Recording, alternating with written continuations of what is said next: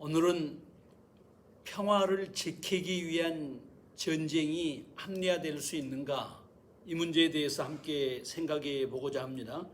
전쟁을 먼저 일으킨 나라가 전범으로 지탄을 받고 처벌되어야 한다는 것은 만고불변의 원칙이지요. 그러나 그것이 만고불변의 진리일 수는 없습니다. 거기에는 전쟁이 일어나지 않도록 얼마나 노력했는가에 대한 평가가 부족하기 때문입니다.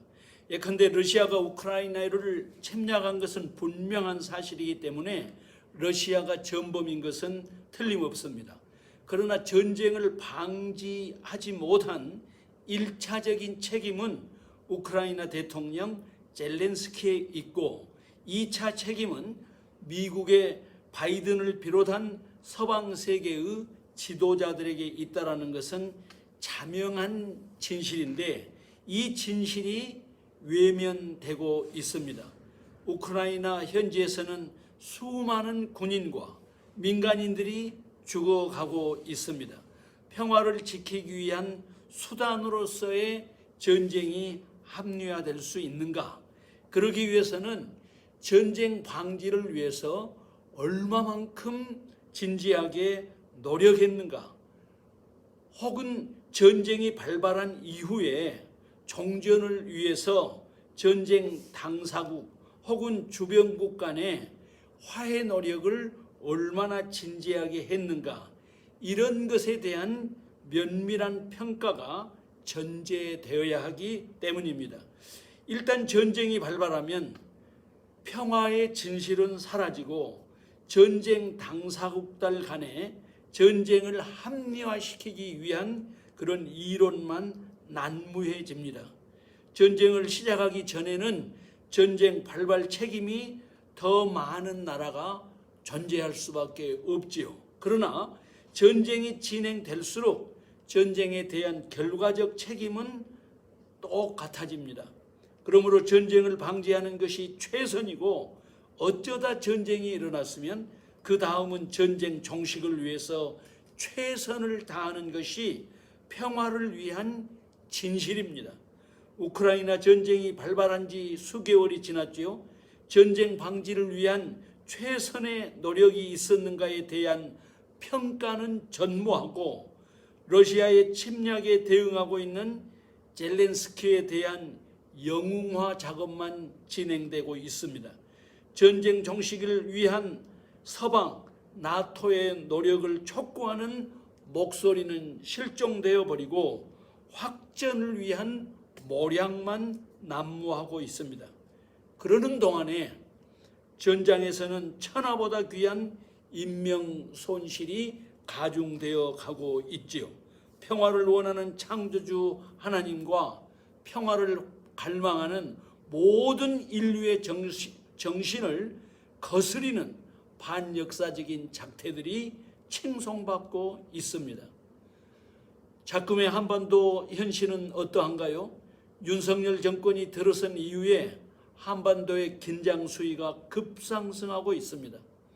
아직은 군사적 충돌 같은 것은 없지요. 그래서 평화 지수에 변화가 없는 것처럼 착각하고 있습니다. 그러나 윤석열 정권이 들어서자마자 지난달에 한미는 4년 7개월 만에 항공모함을 동원한 연합해상훈련이 실시되었습니다. 그 비용이 얼마나 들었는지, 한미 간 외교 현안에 어떤 영향을 끼칠 것인지, 남북의 평화를 위해서는 어떤 영향력을 끼칠 것인지, 이런 객관적 진실이 국민들에게 보고된 일이 없습니다. 한미연합훈련이 끝나자마자 북한은 8발의 미사일 발사를 했고 한미는 이에 질세라 8발에는 8발이다. 이런 대응 조치를 했습니다. 이것이 윤석열 정부가 말하는 도발에 대한 단호하고 엄정한 조치인가요? 객관적 진실을 이야기하면 북한의 미사일 발사는 한미연합훈련에 대한 자위권 조치라고 보는 것이 타당합니다. 북한이 하면 도발이고 한국의 군사적 행동은 자위적 조치다. 이렇게 말하는 것은 자국 중심의 외교 수사요, 강대국의 자기 변명에 불과합니다. 물론 이런 주장이 북한의 주장과 비슷하다고 해서 북한 편을 드는 것은 결코 아닙니다. 그저 객관적 진실을 말하는 것뿐이지요.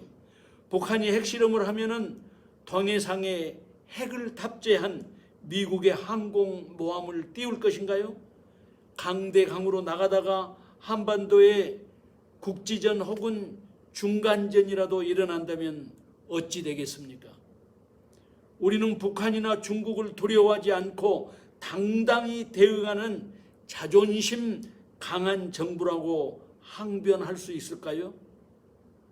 아니면 우리가 이처럼 강대강으로 나가면 북한이 꼼짝 못할 것이라는 환상에 젖어 있는 것일까요? 전쟁이 일어날 가능성을 일체 배제하므로 한반도에서는 어떤 명분의 전쟁이라도 일어나지 않도록 전쟁을 예방하는 것이야말로 우리 8천만 민족의 자존심입니다. 우리의 열망입니다. 윤석열 정부가 바로 이러한 국민의 열망, 국민의 진실, 역사의 진실을 깨달아야 할 것입니다.